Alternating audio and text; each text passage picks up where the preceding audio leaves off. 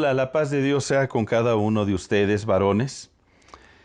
Estamos terminando nuestro seminario Venciendo la Adversidad. Hoy vamos a ver el tema número 10, que tiene como título Mente y actitud de triunfo. La idea es que renovemos el espíritu de nuestro entendimiento para que aprendamos a pensar en términos de victoria. Mire lo que está escrito en 2 Corintios 2:14. Acompáñeme, por favor. Segunda carta dirigida a los Corintios, capítulo 2, versículo 14. Dice la Escritura: Mas a Dios gracias, el cual nos lleva siempre en triunfo en Cristo Jesús, y por medio de nosotros manifiesta en todo lugar el olor de su conocimiento. Vamos a orar para que sea el Espíritu Santo hablándonos a través de esta enseñanza. Y te alabamos y te bendecimos, Padre, porque en todo momento el anhelo de tu corazón es llevarnos a victoria, a tener éxito, a triunfar juntamente con Cristo Jesús en todas las áreas de nuestra vida, en todo tiempo y ante cualquier adversidad. Permite que podamos llenar nuestros pensamientos con esta verdad, que en Cristo somos más que vencedores. Gracias te damos, Padre, en el nombre de Cristo Jesús. Amén. Amén. Desde un punto de vista simplista, pudiéramos catalogar la vida en dos estados: vivir en triunfo o llevar una vida de fracaso. Seguramente usted ha probado ambos estados, el triunfo y el fracaso. ¿Y cuál le ha agradado más saborear? Seguramente todos deseamos más disfrutar el triunfo, pero ¿de cuál estado ha aprendido usted más? Porque mire, en cierta ocasión comentó Henry Ford: el fracaso es, a veces, más fructífero que el éxito. Y está registrado que el periodista y político francés Jean-Paul Marat comentó: no existe el fracaso, salvo cuando dejamos de esforzarnos. La historia ha registrado la vida de grandes hombres que han tenido que lidiar con el éxito y con el fracaso. Y la Biblia, pues, es una fuente bibliográfica sobre varones de Dios cuyos fracasos y éxitos quedaron registrados para enseñanza nuestra. Por ejemplo, el apóstol Pablo. Él comprendió que nuestra victoria en la vida es a través de Jesucristo. ¡Qué formidable verdad! En el pasaje base de nuestro estudio dice en 2 Corintios 2:14, mas a Dios gracias, el cual nos lleva siempre en triunfo en Cristo Jesús. ¿Qué fue lo que vivió el apóstol Pablo para llegar a tal conclusión? Seguramente triunfos y fracasos, porque ambos se complementan y de ambos se compone la vida. Y por eso él pudo escribir con toda certeza, ahí en Romanos 8:35 al 39. ¿Quién nos separará del amor de Cristo? ¿Tribulación, o angustia, o persecución, o hambre, o desnudez, o peligro, o espada? Como está escrito: por causa de ti somos muertos todo el tiempo, somos contados como ovejas de matadero. Lea conmigo esta parte, por favor, versículo 37. Antes, en todas estas cosas somos más que vencedores por medio de aquel que nos amó. Por lo cual estoy seguro de que ni la muerte, ni la vida, ni ángeles, ni principados, ni potestades, ni lo presente, ni lo porvenir, ni lo alto, ni lo profundo, ni ninguna otra cosa creada, nos podrá separar del amor de Dios que es en Cristo Jesús, Señor nuestro. ¡Qué formidable declaración! Una declaración que habla acerca de todas las situaciones que vivió Pablo y que a pesar de ellas, él se declara más que vencedor por medio de Jesucristo. Y usted y yo también podemos ser vencedores por medio de aquel que nos amó, sin importar la circunstancia en la cual nos encontremos. A pesar de que no encontramos solución al problema que estamos viviendo, a pesar de que las cosas no acontezcan como quisiéramos, a pesar de los sentimientos de angustia y de temor que luego se generan en la adversidad. Podemos ser más que vencedores y vivir en victoria. ¿Cómo es esto posible, hermano Jorge? Seguramente usted se preguntará esto. Bueno, pues todo depende de nuestra actitud y de los pensamientos que generemos ante la adversidad. Por ejemplo, el primer ministro de Inglaterra, Winston Churchill, en tiempos de la Segunda Guerra Mundial, dijo: el éxito es aprender a ir de fracaso en fracaso sin desesperarse. ¿Se da cuenta? Él está pensando en que va a tener al final éxito. Él no está pensando en el fracaso, piensa en el éxito.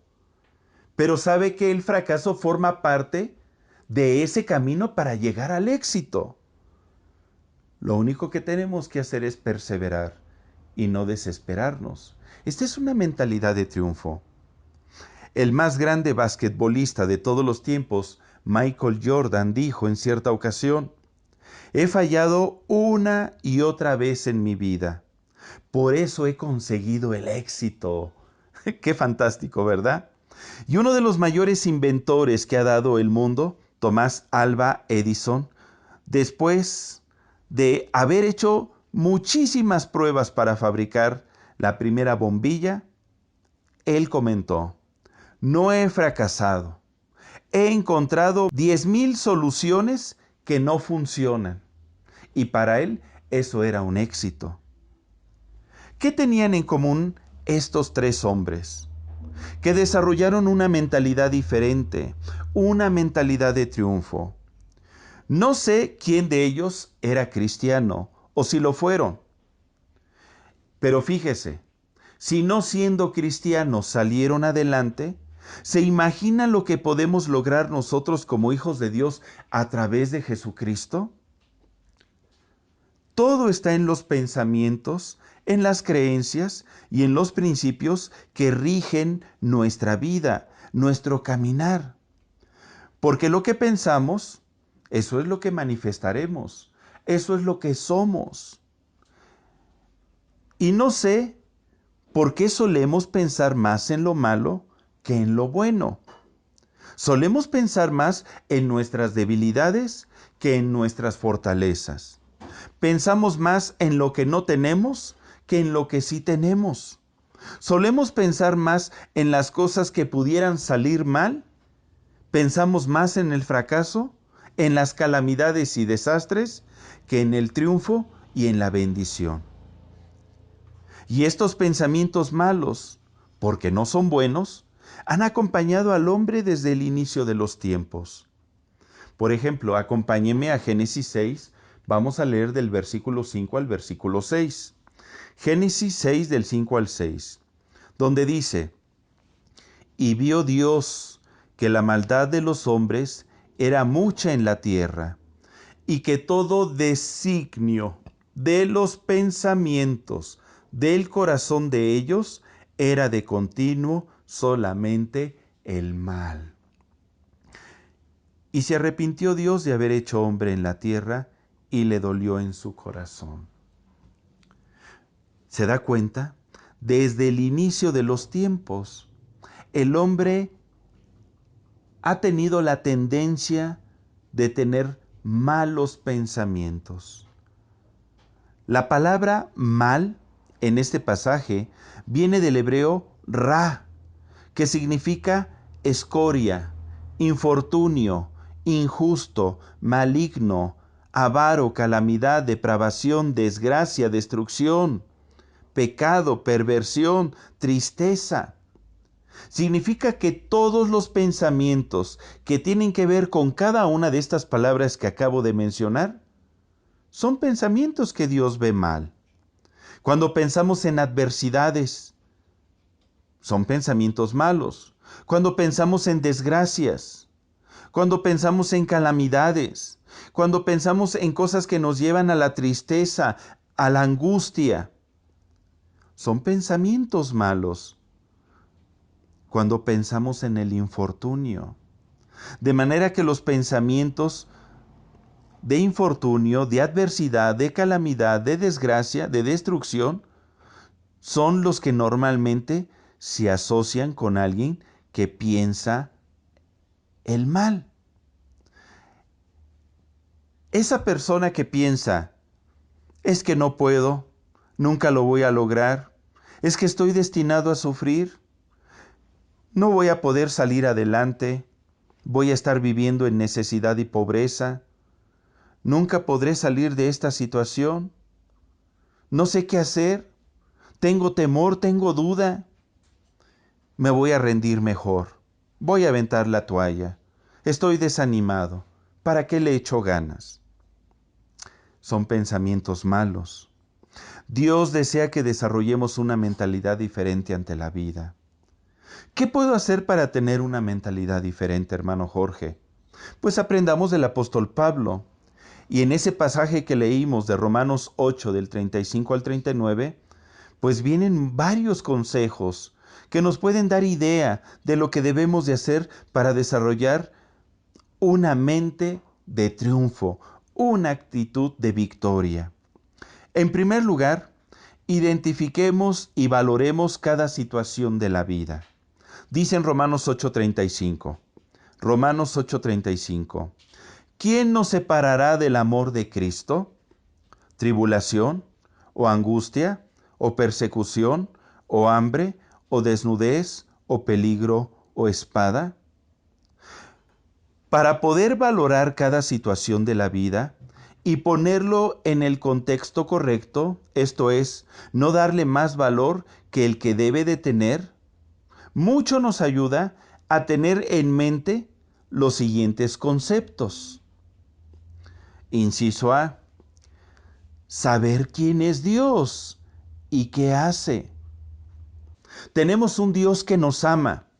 Dice Jeremías 31:3, Dios se manifestó a mí hace ya mucho tiempo diciendo, con amor eterno te he amado, por tanto te prolongué mi misericordia. Cuando usted se sabe amado por Dios, se sabe en el hueco de las manos de Dios y sabe que el maligno no le va a tocar porque tiene un Dios que le defiende, que le ama y que cubre sus necesidades y le estará proveyendo todo lo necesario, porque eso es lo que hace un padre con sus hijos. Usted debe de saber que Dios siempre le va a ayudar. Dice Isaías 41:10, no temas porque yo estoy contigo. No desmayes porque yo soy tu Dios que te esfuerzo. Lea conmigo, por favor. Siempre te ayudaré, siempre te sustentaré con la diestra de mi justicia. Me gusta mucho como dice ahí, siempre, en cualquier momento, en cualquier situación, haga frío o haga calor, estés joven o estés anciano, te vaya bien o te vaya mal, yo siempre te voy a ayudar. Yo voy a estar a tu lado para sustentarte, para proveerte todo lo necesario. Ánimo, fortaleza, fe, gozo, paz, salud. En tercer lugar, tú debes de saber que el único propósito de Dios es bendecir tu vida. Tú naciste para heredar bendición y Dios desea bendecirte. Dice en tercera de Juan 1:2, amado, yo deseo que tú seas prosperado. Lea conmigo, por favor, en todas las cosas, no nada más en algunas, en todas, y que tengas salud, así como prospera tu alma. Dios desea bendecirte. Es lo único. Y recíbelo como una verdad en tu vida. En cuarto lugar, debes de saber que para Dios nada hay imposible. Cualquier situación, por muy difícil que sea para ti, para Dios nada hay imposible. Él tiene la solución y la respuesta. Eso lo declaró Jesucristo. En una ocasión ahí en Mateo 19:26 dijo, mas para Dios todo es posible. Y en Lucas 1:37 dice, porque nada hay imposible para Dios. Lo que es imposible para nosotros, para Dios no. Entonces, fíjate, cuando tienes estos 4 aspectos, que Dios te ama, que Dios siempre te va a ayudar, que Él desea bendecirte y que no hay nada imposible para Él, en ese momento tú vas a tener una visión correcta de quién es Él y lo que Él desea hacer en tu vida. Y entonces te va a ayudar a ubicar las situaciones, los problemas, las adversidades en la dimensión adecuada. En segundo lugar, debes de saber quién eres tú en Él y qué es lo que debes de hacer como hijo de Dios. Como hijo de Dios, debes de saber que eres coheredero de las promesas del Señor. Tú eres un hijo de Dios y tienes derecho a todas las promesas que un padre le pudiese heredar a un hijo. Dice en Juan 1:12, mas a todos los que le recibieron, a los que creen en su nombre, les dio potestad de ser hechos hijos de Dios. Cuando yo recibo esta verdad en mi vida, el concepto hasta de mí mismo cambia, porque me doy cuenta que no soy nada más una masa de carne y de huesos, sino que tengo alma, tengo espíritu y estoy destinado a la vida eterna, que tengo un Padre que me ama y un Padre que ha perdonado mis pecados y que me ha adoptado como su hijo y que su favor y su gracia están sobre mi vida. Y como hijo, puedo acercarme a mi Padre a pedirle cosas. Dice en Mateo 7:11, Jesús lo comentó, Mateo 7:11, pues si vosotros siendo malos sabéis dar buenas dádivas a vuestros hijos, cuánto más vuestro Padre que está en los cielos dará buenas cosas a los que le pidan. De su plenitud tomamos todos y gracia sobre gracia. Si algo le agrada a Dios, es que tú tomes tu posición de hijo y pídele al Padre. Y Dios, que es rico en misericordia, créeme, que si no escatimó a su propio Hijo, al unigénito, para entregarlo en la cruz por ti, ¿cómo no te dará también con Él todas las cosas que tú le pidas? Ahora, como hijo, debes de saber que le necesitas y que sin Él no puedes salir adelante. En Salmo 115:9 dice, oh Israel, confía en el Señor, Él es tu ayuda y tu escudo. Confía en el Señor.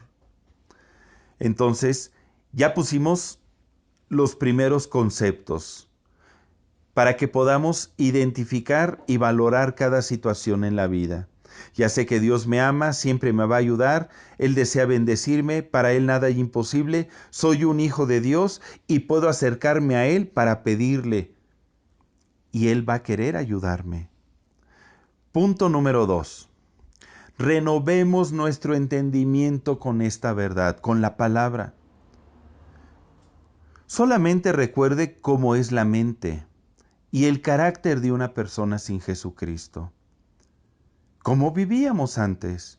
Sin Dios, sin esperanza. Vivíamos en la oscuridad, vivíamos con el pensamiento entenebrecido. Por eso Dios está esperando que tú y yo decidamos verdaderamente vivir conforme a la palabra de Dios, porque Él desea sacarnos de esos pensamientos de maldad, de esos pensamientos de obscuridad, para que nuestra mente piense conforme a los pensamientos de Dios y entonces podamos heredar la promesa que encierra sus pensamientos, su palabra. Mire, aquí está la invitación de Jesús en Isaías 55 del 7 al 12. Aquí está la invitación de Dios, Isaías 55 del 7 al 12, donde nos dice, deje el impío su camino. Es una invitación. Y el hombre inicuo sus pensamientos. O sea, hay que dejar de pensar en términos de fracaso, de calamidad, etc. Y vuélvase al Señor, el cual tendrá de él misericordia, y al Dios nuestro, el cual será amplio en perdonar. Porque mis pensamientos no son vuestros pensamientos, ni vuestros caminos mis caminos, dijo Dios. Como son más altos los cielos que la tierra, así son mis caminos más altos que vuestros caminos, y mis pensamientos más que vuestros pensamientos. Porque como desciende de los cielos la lluvia y la nieve, y no vuelve allá, sino que riega la tierra y la hace germinar y producir, y da semilla al que siembra, y pan al que come, así será mi palabra que sale de mi boca. No volverá a mí vacía, sino que hará lo que yo quiero, y será prosperada en aquello para que la envíe. Porque con alegría saldréis y con paz seréis vueltos. Los montes y los collados levantarán canción delante de vosotros, y todos los árboles del campo darán palmadas de aplauso. ¿Por qué? Porque estarás viviendo en victoria. Debemos de renovar el espíritu de nuestra mente, cambiar nuestros pensamientos de fracaso, nuestros pensamientos de mediocridad, nuestros pensamientos de imposibilidad, nuestros pensamientos de desgracia, de tristeza o de destrucción. Atrevámonos a tener la mente de Dios, a llenarnos de sus pensamientos y desarrollar la actitud de victoria, de triunfo en triunfo. En Hebreos 4:12 dice, porque la palabra de Dios es viva y eficaz, y más cortante que toda espada de dos filos, y penetra hasta partir el alma y el espíritu, las coyunturas y los tuétanos, y discierne los pensamientos y las intenciones del corazón. La palabra de Dios entonces cuando llega a nuestra vida actúa poderosamente y renueva todo aquello que le está estorbando a Dios para que manifieste su gloria en nuestra vida. Aquellos pensamientos que nos tenían encadenados al fracaso, aquellos pensamientos que nos estorbaban y no nos dejaban avanzar, en ese momento son sustituidos por la verdad de Cristo, por la verdad de Dios. Penetra su palabra como una espada y va cortando en nosotros aquello que no le sirve. Y entonces estaremos capacitados para dejar nuestra antigua manera de vivir y empezar a vivir una vida nueva, a manifestar victoria ante la adversidad. Dice en Efesios 4 del 22 al 24. Efesios 4 del 22 al 24. En cuanto a la pasada manera de vivir, despojaos del viejo hombre que está viciado conforme a los deseos engañosos, y renovaos en el espíritu de vuestra mente, y vestíos del nuevo hombre creado según Dios en la justicia y santidad de la verdad. Hermanos, en nosotros está la oportunidad de manifestar una nueva vida. Si antes tú vivías en fracaso, si no tenías la oportunidad de experimentar el triunfo, ¿eran más los fracasos que el triunfo en tu vida? Pues en Cristo Jesús, déjame decirte que aún esos fracasos Dios los va a convertir en triunfo, porque Dios te estará capacitando y enseñando a vivir una vida nueva. Número 3. Aprendamos a pensar entonces en términos de victoria. Dice en Romanos 8:37, antes en todas estas cosas somos más que vencedores por medio de aquel que nos amó. Yo no veo el apóstol Pablo hablando en alguna de sus epístolas acerca de que somos fracasados, de que somos mediocres, de que no estamos destinados al éxito o a tener victoria. Pablo se veía como un vencedor, como un triunfador, aún en medio de la adversidad. Recuerde, por eso dice, somos más que vencedores por medio de aquel que nos amó. Y seguramente él vivió más que problemas. De esta actitud debemos de cargarnos.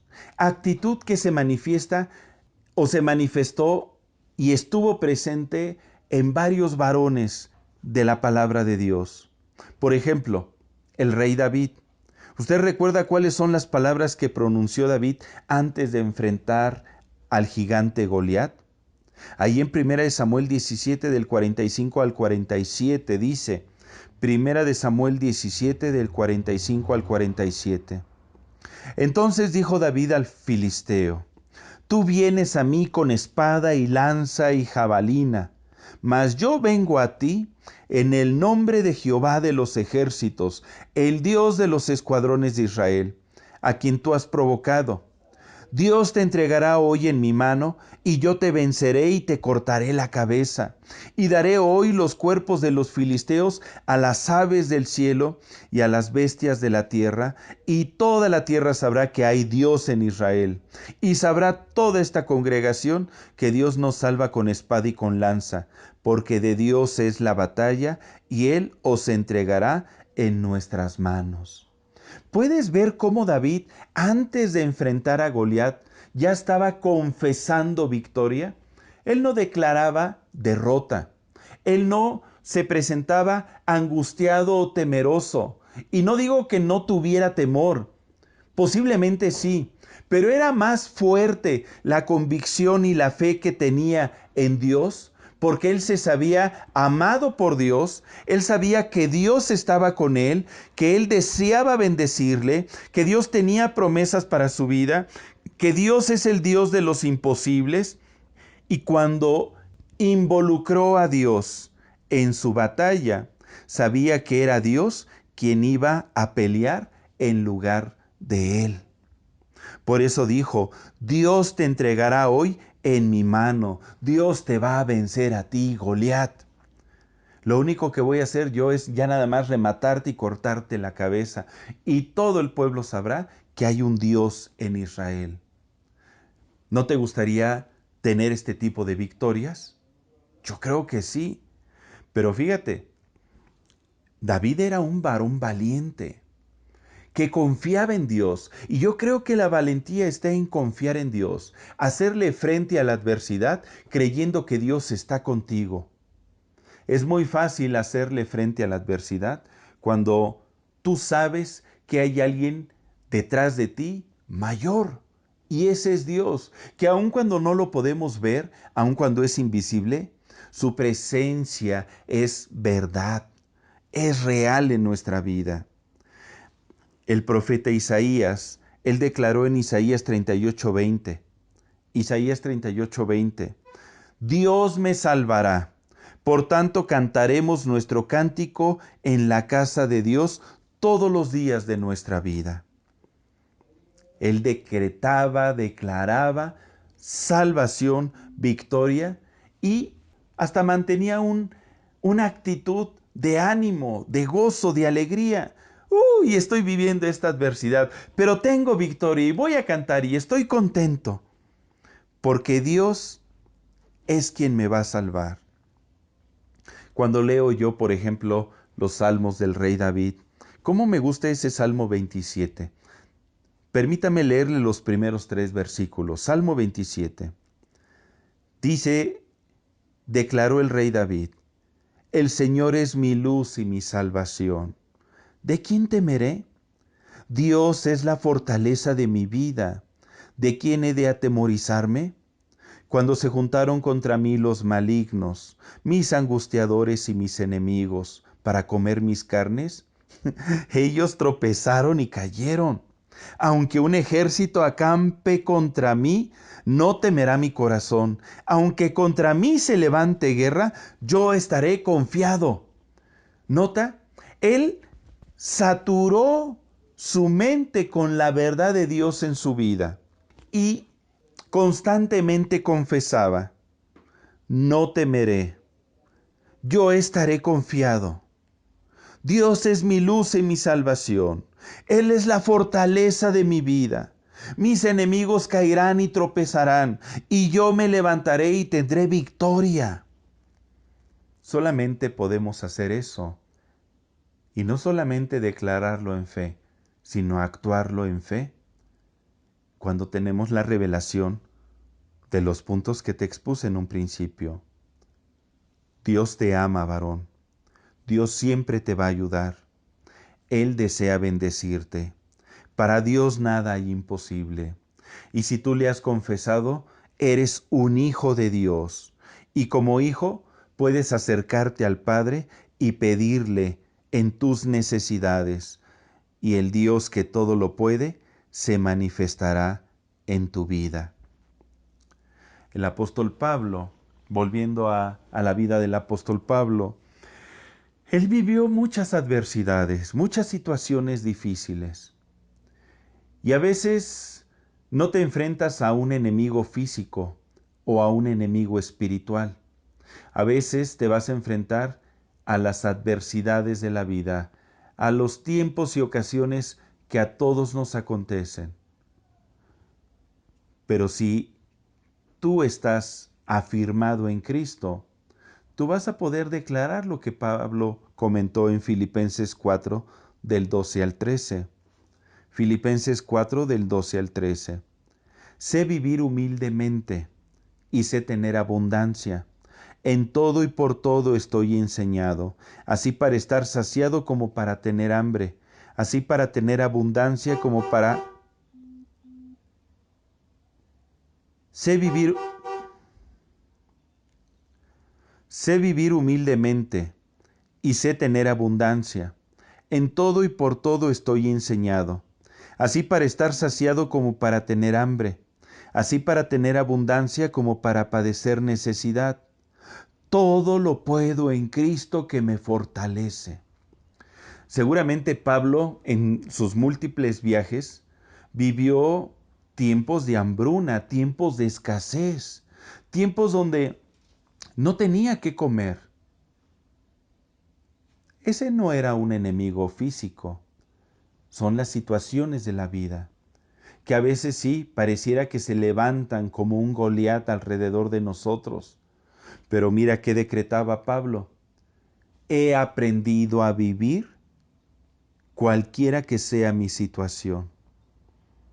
Todo lo puedo en Cristo que me fortalece. En Cristo está mi victoria, en Cristo está mi poder. Número 4. Desarrollemos una actitud positiva entonces. Cuando hablamos de una actitud, estamos hablando del estado anímico que te lleva a manifestar lo que hay en tu ser interno. Tu conducta manifiesta tu actitud. Lo que somos por dentro, eso reflejamos en nuestras acciones. ¿Cómo te percibes tú? ¿Qué estás proyectando con tu actitud ante las diversas circunstancias de la vida? Déjame mostrarte una parábola que nos habla de esto. Acompáñame al Evangelio de Lucas, capítulo 18. Vamos a leer del versículo 10 al versículo 14. Lucas 18, del 10 al 14. Es la parábola del fariseo y el publicano. Dice la Escritura: dos hombres subieron al templo a orar. Uno era fariseo y el otro publicano. El fariseo, puesto en pie, oraba consigo mismo de esta manera: Dios, te doy gracias porque no soy como los otros hombres, ladrones, injustos, adúlteros, ni aun como este publicano. Ayuno 2 veces a la semana, doy diezmo de todo lo que gano. Mas el publicano, estando lejos, no quería ni aun alzar los ojos al cielo, sino que se golpeaba el pecho diciendo: Dios, sé propicio a mi pecador. Os digo que éste descendió a su casa justificado antes que el otro, porque cualquiera que se enaltece será humillado, y el que se humilla será enaltecido. ¿Nota cómo el fariseo se percibía como una persona justa? Él decía: yo te doy gracias porque no soy como los otros hombres. Ante sus propios ojos, él no era como los otros hombres, él era diferente. Ayunaba 2 veces a la semana, daba diezmo de todo lo que ganaba. Él no era un ladrón, ni mucho menos un adúltero. Seguramente él era un estudioso de la Escritura y estaba ahí metido en el templo. Podríamos decir que era una buena persona. pero solo en apariencia, porque ante Dios su actitud dejaba mucho que desear. Porque se comparaba con otros, se comparaba con gente que él consideraba perdedora. ¿Qué nos enseña esto? Que el fariseo se creía un ganador, pero en realidad él era un perdedor, porque los perdedores solo se comparan con los que consideran perdedores. Por ejemplo, el muchacho que sacó 8 en el examen de matemáticas y va y le entrega a sus padres sus calificaciones y les dicen, papá, saqué 8, pero la mayoría sacó 6. O sea, entonces significa que estás bien. Muchas veces no nos damos cuenta, pero proyectamos algo muy diferente a lo que realmente pretendemos ser. Un ganador busca siempre dar más y lo mejor de sí. Un ganador se pone retos, se fija metas altas y lucha por alcanzarlas. Un ganador no piensa en sus imposibilidades, sino tiene una perspectiva real de quién es y lo que puede hacer. Un ganador no anda criticando ni viendo la vida de otros, ni comparándose, sino se compara y lucha y compite contra sí mismo. El publicano parecía un perdedor, pero ¿sabe qué, hermano? En realidad él era un ganador, porque todo cambio hacia el triunfo inicia cuando reconocemos que no estamos bien. Dice en Lucas 18:13, mas el publicano estando lejos no quería ni aún alzar los ojos al cielo, sino que se golpeaba el pecho diciendo, Dios, sé propicio a mi pecador. Él se sabía un pecador, sabía quién era, tenía una visión correcta de su persona, ni más ni menos, simplemente un pecador. Pero no era cualquier pecador. Era uno que buscaba al único que le podía sacar de su condición. Buscaba a Dios, la fuente de la vida. Y eso, en automático, lo convirtió en un triunfador. La actitud que le agrada a Dios es la actitud de aquel que se humilla ante su presencia y le reconoce Señor de su vida. La actitud de un ganador es aquel que le lleva a reconocer sus faltas, sus errores, sin justificaciones y a buscar la ayuda para salir de ellas. Dice Salmo 51:17, los sacrificios de Dios son el espíritu quebrantado, al corazón contrito y humillado no despreciarás tú, oh Dios. Veamos unos pasajes para que aprendamos el poder que tiene delante de Dios el tener una buena actitud ante su presencia. Porque es ahí, hermano, donde se gestan las victorias. Si tú quieres ser renovado en tus pensamientos, aparte de llenarte de la palabra, hay que ir a la presencia de Dios y humillarnos delante de Él, porque es ahí donde Dios te dará victoria y Él te exaltará. Dice Salmo 147:6. Salmo 147:6.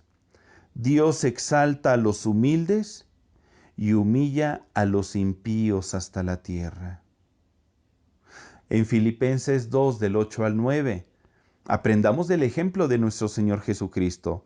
Filipenses 2, del 8 al 9 comenta, y estando en la condición de hombre, se humilló a sí mismo, haciéndose obediente hasta la muerte y muerte de cruz. Por lo cual Dios también le exaltó hasta lo sumo y le dio un nombre que es sobre todo nombre. ¿Te das cuenta? Antes de la victoria y del triunfo de Jesús, Él primeramente se humilló ante la presencia del Padre y se hizo obediente hasta la muerte. Se negó a sí mismo a favor de nosotros. Si tú quieres ser un ganador en cada área de tu vida, hay que desarrollar la actitud de Jesús. Y entonces serás enaltecido por el Señor y triunfarás. Como conclusión, si quieres ser un verdadero triunfador, número 1, necesitas creer en Jesucristo. Dice en 1 de Juan 5:4, porque todo lo que es nacido de Dios vence al mundo. Y esta es la victoria, que ha vencido al mundo nuestra fe. ¿Quién es el que vence al mundo? Sino el que cree que Jesús es el Hijo de Dios. Cree en el Señor Jesucristo. Recibe su salvación. Atrévete a ser un discípulo de Jesús. Lee la Escritura y síguele. Congrégate en la iglesia.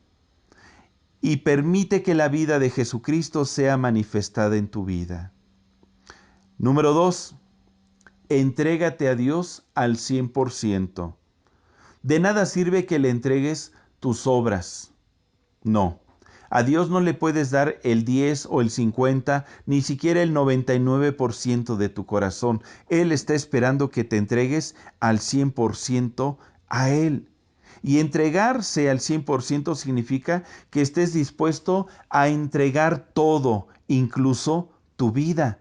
Esto es vivir para Él. Hay una palabra muy fuerte en Apocalipsis 12 del 10 al 11, donde se describe, el apóstol Juan describe quiénes están en el cielo, aquellos que triunfaron, aquellos que vencieron. ¿Qué características tenían estas personas? Aquí no lo dice. Leamos Apocalipsis 12 del 10 al 11. Entonces oí una gran voz en el cielo que decía: ahora ha venido la salvación, el poder y el reino de nuestro Dios, y la autoridad de su Cristo, porque ha sido lanzado fuera el acusador de nuestros hermanos, el cual los acusaba delante de nuestro Dios día y noche. Y ellos le han vencido por medio de la sangre del Cordero y de la palabra del testimonio de ellos, y menospreciaron sus vidas hasta la muerte. Siguiendo el ejemplo de Jesús, menospreciaron sus vidas hasta la muerte. Esto es, no vivían para agradarse a sí mismos, sino aprendieron a vivir para agradar a aquel que los tomó por soldados. Inciso C. Permanece en Jesucristo. El chiste no es llegar a Jesús. El chiste no es confesarle como Señor y Salvador. Ese es el inicio, sí, es importante. Pero más importante es permanecer en Él todos los días de tu vida. Dios, por medio de Jesucristo, nos dijo: mas el que persevere hasta el fin, ese será salvo. Tú y yo debemos de perseverar, permanecer en Jesús. E inciso D. Atrévete a no ser cobarde ante el compromiso con Dios. Hagamos a un lado las cobardías, hagamos a un lado las medianidades, hagamos a un lado el mantenernos en una actitud neutral, porque eso no sirve. Tú y yo debemos de tomar una posición, y que nuestra posición sea seguir a Jesucristo y aceptar todos los compromisos que conlleva ser un discípulo de Jesús. Dice, última cita, Apocalipsis 21:7 al 8. El que venciere heredará todas las cosas, y yo seré su Dios. Él será mi hijo. Pero los cobardes e incrédulos, los abominables y homicidas, los fornicarios, los hechiceros, los idólatras y todos los mentirosos tendrán su parte en el lago que arde con fuego y azufre, que es la muerte segunda. Aceptemos los compromisos sin titubeo. En cierta ocasión, el libertador de América, Simón Bolívar, dijo: para lograr el triunfo, siempre será indispensable pasar por la senda de los sacrificios. ¿Estás dispuesto tú a renunciar y a entregarte al 100% a Dios? A lo largo de este seminario, Dios ha venido hablándonos con el propósito de que tú y yo podamos levantarnos como varones que venzan la adversidad. Nos ha hablado de que la vida es hermosa y que está conformada por días de bendición y días de adversidad, y que debemos de estar agradecidos con Dios por ambos. Hemos aprendido que debemos de discernir el origen de la adversidad, ya que puede ser una prueba de Dios o una tentación del maligno, o simplemente comprender qué tiempo y ocasión nos acontece a todos.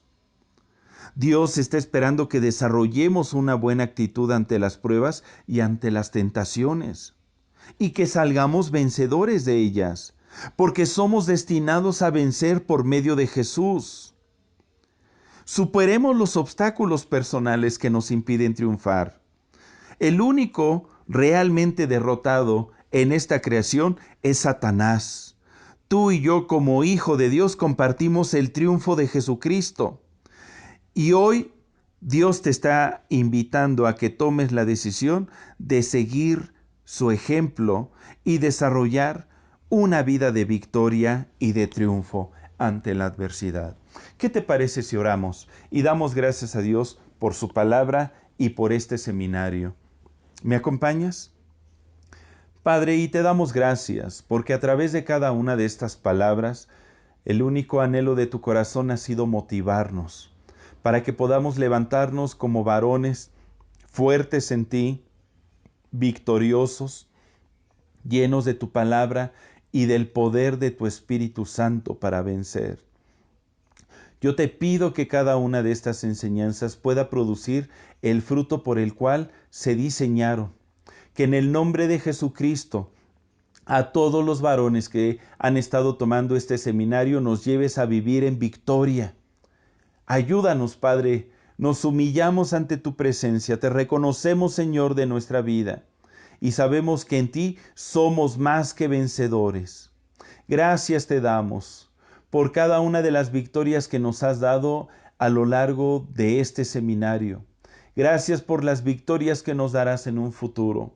Gracias, Señor, porque en ti tendremos gozo y paz, porque tú eres nuestra salvación. Te bendecimos en el nombre de Cristo Jesús. Amén. Pues la paz de Dios sea con cada uno de ustedes y nos vemos en nuestro siguiente seminario. Dios le bendice, varón.